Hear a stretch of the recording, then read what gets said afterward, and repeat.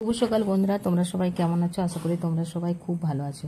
তো বন্ধুরা, আজ আমি একটা ছোট্ট মিনি ব্লগ নিয়ে এসেছি। আশা করি তোমাদের ভিডিও খুব ভালো লাগবে। চলো তাহলে সকাল সকাল প্রথমে একটু চা বানিয়ে খেয়ে নিই, তাহলে কিন্তু সারাদিনের কাজকর্ম করতে বেশ ভালো লাগে। তো দেখো, প্রতিদিন তো আমি বন্ধুরা লাল চা খাই, তো আজকে ভাবলাম একটু দুধ দিয়ে চা বানাবো। তো যেহেতু কাশি আছে, জ্বর হয়েছিল, তো কাশিটা আছে, তার জন্য একটু আদা আর একটু মধু দিয়ে ভাবছি চাটা বানাবো। তো দেখো, আর এক সাইডে একটু দুধ ছিল, সেটাও আমি চাপিয়ে দিলাম।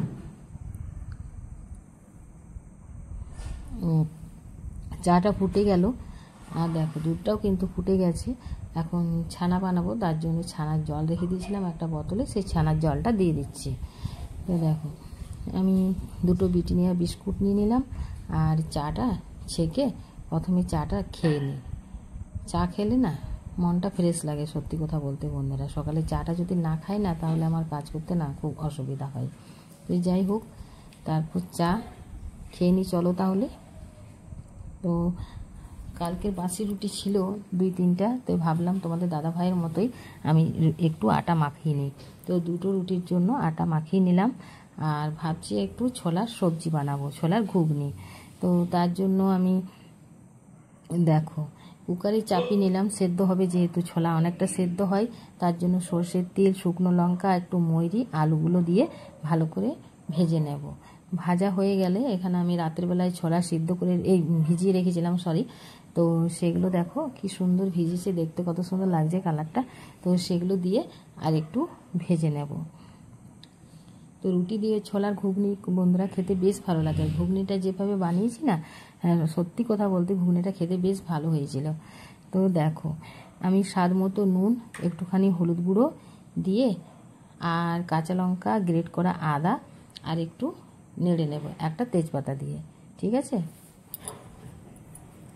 তো ভাজা হয়ে গেলে দেব একটুখানি জল, তারপর একটু নেড়ে ঢাকা দিয়ে সেদ্ধ করে নেব। তো বন্ধুরা, আমি ঢাকনাটা খুলে তারপর একটু আমি কি বলবো, গরম মশলা দিয়েছিলাম, সেই ভিডিওটি আমার দেখানো হয়নি। ঠিক আছে? তো দেখো, রুটি দুটো আমি বেলে নিলাম, তারপর রুটি দুটো বানিয়ে সেঁকে নেব। তো সকালে জলখাবারে আজ আমাদের ঘুগনি আর রুটি হবে। তো এগুলো করে নেব। তো তোমাদের দাদা বলল কি, আজ একটু আমার বাইরে যাওয়ার আছে, তাড়াতাড়ি কিন্তু একটু রান্নাটা করে দেব। তার জন্য আমি প্রথমে বন্ধুরা আজকে চান টান এখন হয়নি, কিন্তু পুজো হবে, চান হবে, সবে হবে, কিন্তু তোমাদের দাদাভাই বললো কি একটু ভাতটা বসিয়ে দাও তাড়াতাড়ি, আজকে আমি খেয়ে দিয়ে বাইরে যাব। তো যাই হোক, দেখো ঘুগনিটা হয়ে গেল। আমি একটু কি বলবো, কী বলে গরম মশলা দিয়েছিলাম, যেহেতু নিরামিষ বানাচ্ছি। আর দেখো ভাত বসিয়ে দিলাম, ভাতের চালটা ধুয়ে দিয়ে দিচ্ছি। তো এক সাইডে ভাত আর এক সাইডে আমি ডিম সিদ্ধ করে নিয়েছি বন্ধুরা। ডিম সিদ্ধ হচ্ছে, আর ভাতটা চাপিয়ে একটু নেড়ে ঢাকা দিয়ে সেদ্ধ করে নেব। আমরা কিন্তু ভাত বসলে বন্ধুরা একটু নেড়ে তারপর ঢাকা দিই।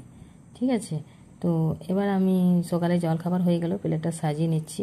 তো দুটো গরম রুটি দিলাম, একটু ছোলা ভেজানো, আর দেব একটা ভাপা সন্দেশ, একটা রসগোল্লা, আর দিচ্ছি এই যে ঘুগনিটা বানিয়েছিলাম সেটা।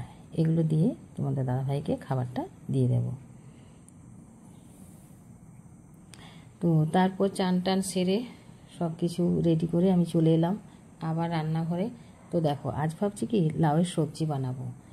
তো ভাতটা তো এক সাইডে আরেকবার ফুটতে দিয়ে দিয়েছি, তো নুন দিয়ে সেদ্ধ করে নিলাম। আর এই লাউয়ের রেসিপিটি যদি তোমরা দেখতে চাও বন্ধুরা, তো আমি চ্যানেলে দিয়েছি আজকে পুরো রেসিপি, ওইখান থেকে তোমরা পুরো রেসিপিটি দেখে নেবে কেমনভাবে বানিয়েছি। তো একটু শুশুনির শাক বেঁচেছিলাম, সেটা ধুয়ে নিলাম।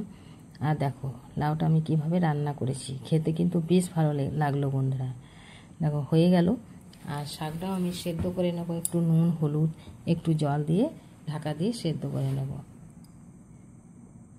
তো আজকে আমাদের এই লাউয়ের রেসিপি, শাক, ডিম সেদ্ধ, এগুলো দিয়ে আমরা আজকে ভাত খেয়েছি। তাড়াতাড়ি যেহেতু রান্নাটা হলো, আর আমরা দুটো মানুষ কি রান্না করব, একটুখানি রান্না করে এই একটা দুটো যা সবজি হলো ওইগুলো দিয়ে খেয়ে নিই। তো দেখো রান্না হয়ে গেল, এখন আমি ভাতটা সাজিয়ে নিচ্ছি। তো প্লেটে দিচ্ছি গরম গরম ভাত,